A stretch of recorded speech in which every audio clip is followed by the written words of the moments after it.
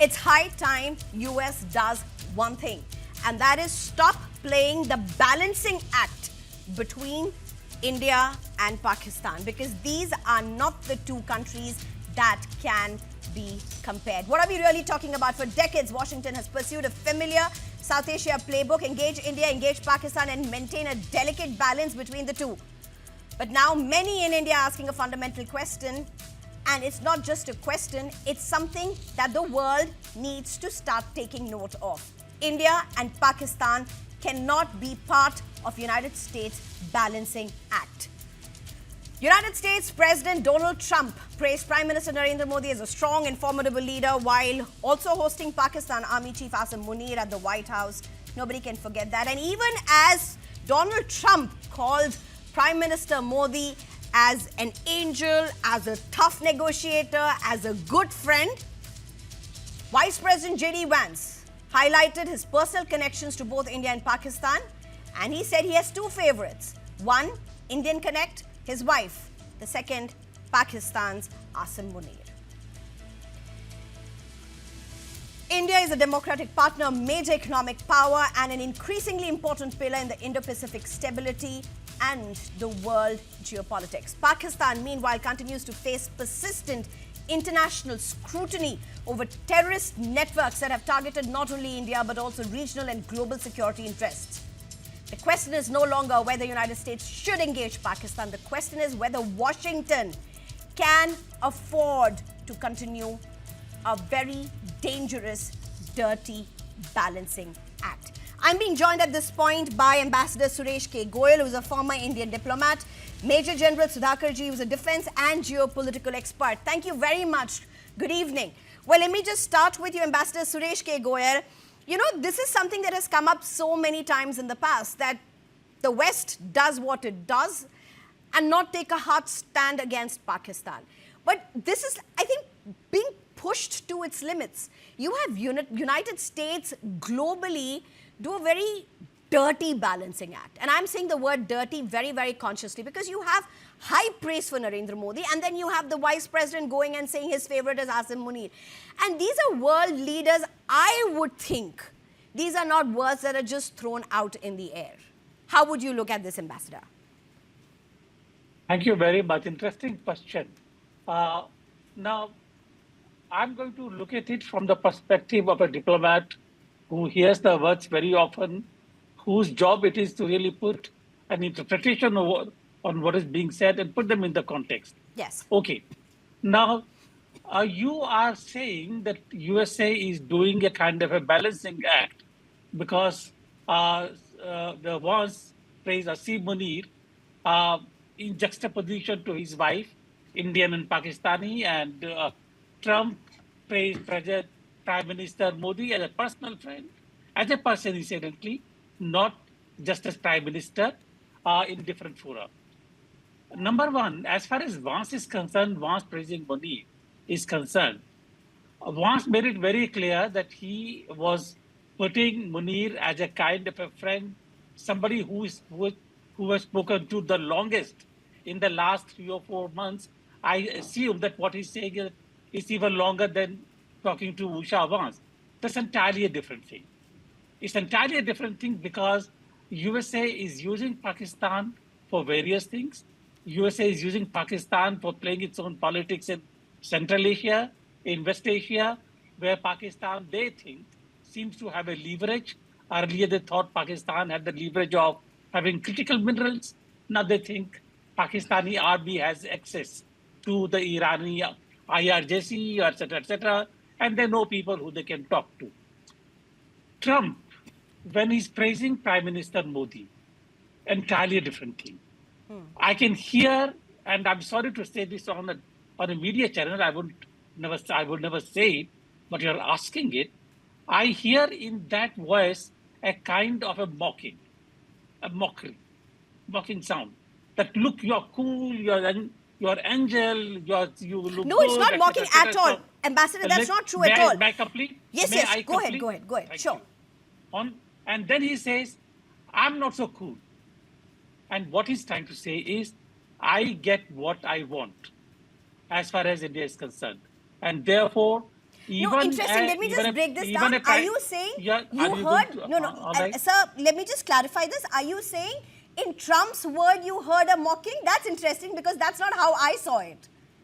Well, I heard sarcasm and I heard mockery in his voice. Okay. And because to say that she's good as a prime minister and then to do exactly the opposite with India as a country, Correct. I think is a mockery. If you think Prime Minister Modi is good, you will pay respect by understanding what he's trying to say, rather than doing exactly the opposite. All right? And therefore, I will not even compare the two. There is genuine admiration in what Vance is saying about Asim Munir. In what Trump is saying about Prime Minister Modi, he's saying, oh, all right, he's a good person. That's all. That's a very different perspective. I don't think I saw it in that context. I don't think I've read anything to what you're really talking about. Of course, the double standards have been quite clear for a very long time, particularly as things have escalated, whether it was with the tariffs or the West Asia front. But that's a very interesting thing that you're talking about. And this is also coming in the backdrop of how Trump has repeatedly called Prime Minister Modi his good friend. And it's not just in recent times. I think it goes back for a very long time when he has come back in the past as well in the country. And he goes and does exactly what hurts India. Major General Sudhakarji, I mean, to just put this in context, why we're doing this thing, because it just becomes ironical that you have a country like Pakistan, which is not just a terror-backing country, it's a terror-harboring country, it's a terror nation. And then when you have a high pedestal praise coming for Pakistan, how is one supposed to look at that? Because you do not have countries in the international forum who are calling out Pakistan for what it needs to be called out. And this has been a time immemorial problem. This has been a Western prism problem. This is a West problem. Sneha, good evening. Thank you for inviting me for your show, and my very deep and warm greetings to accomplished and distinguished ambassador. Yes, the issue that you have raised has got multiple connotation. One of the connotation is that it has got a strategic view. At strategic level or any level, one keeps getting defeated perpetually, then you have no option to negotiate or reconcile the defeat. Then you start accepting the defeat as a fait accompli. Pakistan is an issue of fait accompli because it is same Donald Trump, way back, sometime back only, I think 2018 or 19, he went on to say that USA as a country has given $32 billion and what in return Pakistan has given deceit and betrayal. It is same Donald Trump who's invited Munir and his vice president is trying to equate and hyphenate the relationship between India and Pakistan. So that is, I would say, the ignominy of a lack of pragmatism and lack of realism, I would say. And so therefore, if you allow me, I would like to highlight 2-3 points. There is an angle of geopolitics we need to understand. There is a book written by Daniel Marquet called No Exit from Pakistan. No matter how worse the relationship between Pakistan and USA become, USA at no point in time will be ever leaving Pakistan. Why? That book actually, it outlines many issues in detail, but you have to take note of 3 important things. The first thing is it has got a huge armed forces. Number 2, it has got a huge network and arsenal of missiles and the nuclear. And number 3 is very important. The third point that he highlights is that it is the only country which has got direct access with the hierarchy of China, and it is with the help of same Pakistan that they had taken help of China in order to collapse or disintegrate USSR way back in 1991. What their plan is now, I don't know. But one thing is standing out, the geostrategic importance of the geography or the location of Pakistan, its connection with China.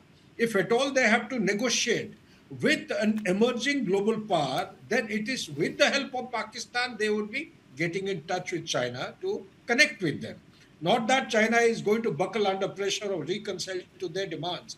But the fact of the matter is that without Pakistan, they cannot survive in the changing world order of 21st century. One point. Second point is in the entire world, there are 3 countries who are adjoining to each other, where the non-state actors have become state actors. Afghanistan, Taliban willy-nilly they have accepted. Same Taliban whom they were hunting for nearly 20 years, finally they had to reconcile, hand over everything. $85 billion worth of weapons and equipments, 300,000, 210 aircraft, 74, more than good regiments, 50 odd regiments of armored vehicles. Then you have the hubbies and all kinds of vehicles and weapon systems they have left behind.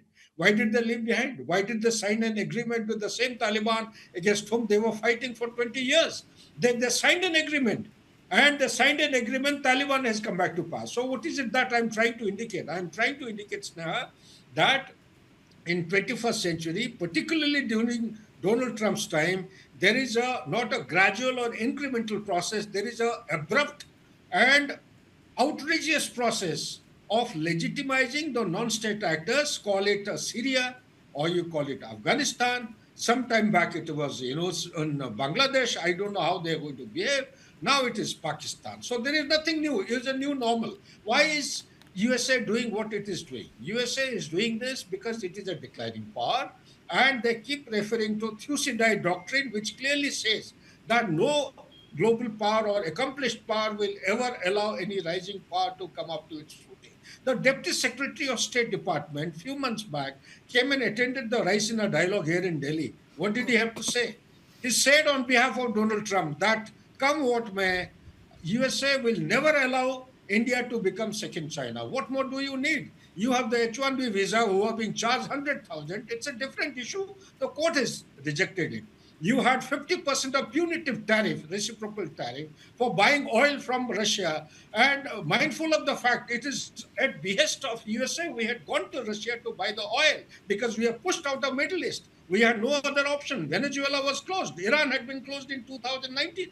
So therefore, where do you go to buy the oil with a rising economy with 1.45 billion population? So under these complex matrix of double standard, India has to navigate a very difficult kind of a global environment. In that context, I would say this is just a temporary kind of a Okay. option which is being exercised by America. Soon they will be burning the finger. Soon they will come back to the same dialogue which Hillary Clinton in 2013 said, that if you continue to nurture snakes in the backyard, don't be shocked and surprised if they turn around from your neighbor and start biting you. So Right. that is what precisely is happening. Pakistan is burning. They may be making peace elsewhere in the world, but that is at the cost of their own house burning inside their own country. Right. I mean, Major General Sudhakarji, a whole lot of things that you are saying, unfortunately, is something that is also put in context, in different contexts in the past as well. But when it comes to the international community, it seems to be a blip. Would you agree with this, Ambassador Suresh Goyal? Would you agree? For the international community, this is like a blip. I mean, we saw with horror that Prime Minister Modi was being praised on one hand, and then you have Asim Munir being hosted for a dinner at Washington, at the White House, a first of its kinds, never happened before. And this was in the shadow of a terror attack that happened on India. Yes. I've seen it day in and day out in different international fora, whether it's United Nations or it is SARC or earlier SARC or SCO. It's the same kind of a play. India versus Pakistan kind of conflict, rivalry, animosity to some extent or to a large extent, it has become a matter of common perception, common understanding now. And therefore, whenever there are international fora and India and Pakistan are together, and most of the countries will say, the same old issues again. I think there is a little wariness in the way they speak about this now. On the other hand, there is a great respect in their own speeches, the way they speak about Indian economic strength, the way India has come up. India, China were compared for no reason, but the fact that they thought that India would be a competitor to China economically. We weren't talking about politics or military. Unfortunately, what has happened is And that's the reason we wanted to have removed the hyphenation with Pakistan. We didn't want to be seen from the Pakistani prism. Unfortunately, what is now increasingly happened, that India is being seen again as a conjunction to Pakistan, and that's very, very unfortunate. We need to go back to being on our own as a major economic partner, rather than just as terrorism, which is a matter of fact, but we need to go back to as an international economic partner with the various countries, and to be seen as somebody who can be valuable in their own scheme of things. Right. Ambassador Suresh Goyal, Major General Sudhakarji, thank you very much for your time. I think this is just, it's just warning signs that I think the world yet again is overlooking. No nation that backs, nurtures terror should be given a standing the way, and a long rope, really, the way the world has given. Thank you very much, gentlemen. Thank you so much for joining me.